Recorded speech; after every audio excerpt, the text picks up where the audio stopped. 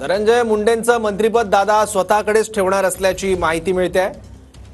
TV9 मराठीला सूत्रांकडून ही माहिती मिळते. अन्न व नागरी पुरवठा मंत्रालय दादा स्वतःकडेच ठेवणार असल्याचं कळतंय. पक्षांतर्गत वाद वाढू नयेत त्यासाठी ही खेळी असल्याचं बोललं जात आहे.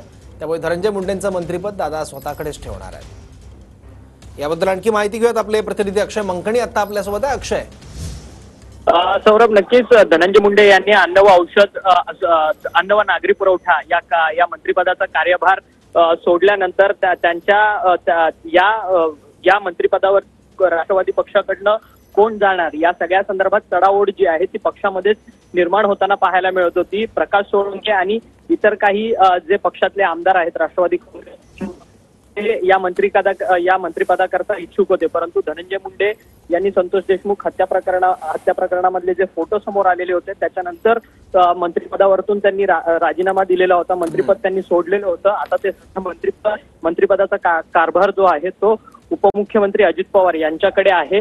त्यामुळे पक्षांतर्गत जी नाराजी आहे ती वाढू न देण्यात अजित पवार या खात्याचा कारभार जो आहे तो स्वतःकडेच ठेवणार असल्याची माहिती जी आहे तर समोर येताना पाहायला मिळते. ठीक आहे अक्षय, धन्यवाद या माहितीबद्दल.